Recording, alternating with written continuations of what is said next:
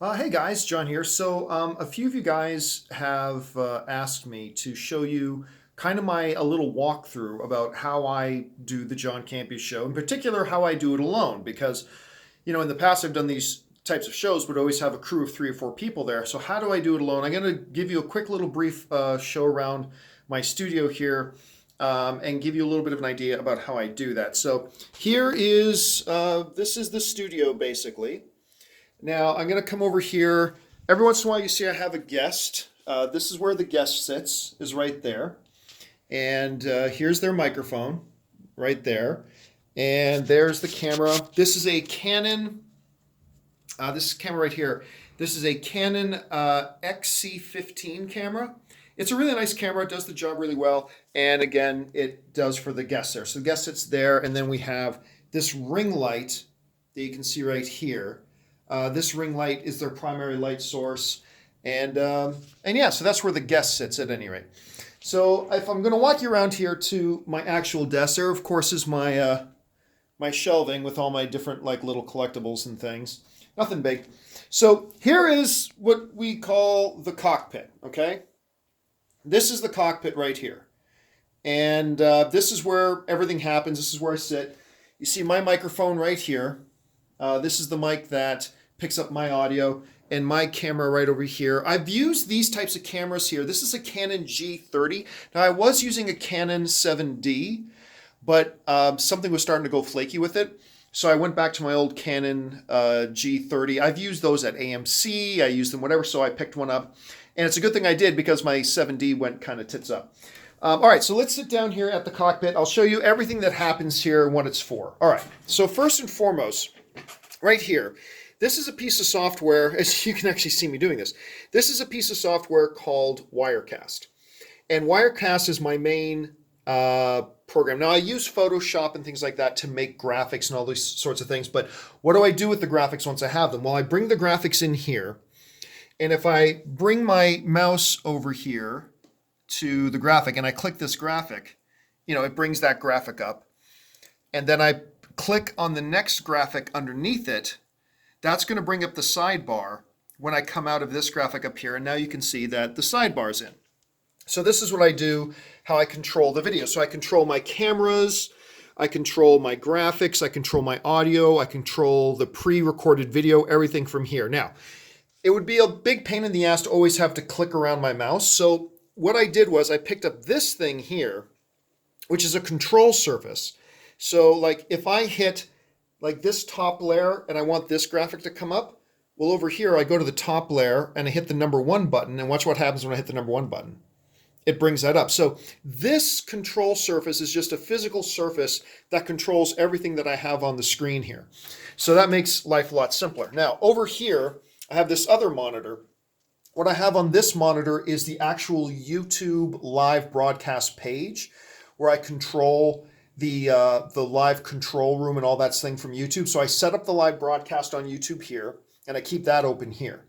This window down here, I keep for all the extra media I'm going to use in the show during the show. So I keep all that stuff down here just in case I need to grab and drag some media onto the page. Or sometimes when I'm doing the show, somebody will mention something and I'll think of a picture I want to show. So what I'll do is I'll come over to this window, find a picture on a browser tab, and then drag it down here so it's here, and then I'll pull it over here into this timeline in order to then show it all. So now over here, I have up on this stand here, I've got a MacBook. Now what this is for is that while over here I'm looking at the live control room on YouTube, over here I keep a random, just a pure web browser open just on the show page so I can watch the live stream of the show the way you're seeing it. And that way I can see the chat board and all that kind of stuff. So that way I can just monitor the stream and make sure the stream is happening okay. So why do I do that on a separate computer? Well, the reason I do that on a separate computer, like on this MacBook, is because using all this and running several HD cameras, one of them's even a 4K camera, and processing all that takes up a lot of processing power. Playing back a simple YouTube video also uses processing power. So what I decided to do was to monitor the YouTube stream on a separate computer so it's not using up any of the processor power over here. So yeah, that's basically it. And my microphone here, this is a Rode. Oh gosh, I forget the actual model. 4 Plus, I think it's called, the Rode 4 Plus. That's that one over there, the one I use for the guests. That is a Audiotronics one, I believe. Both of those mics cost around $300 each. You don't need mics that expensive, but I just decided to upgrade to those. Now let's talk about my lighting. Is the most important thing.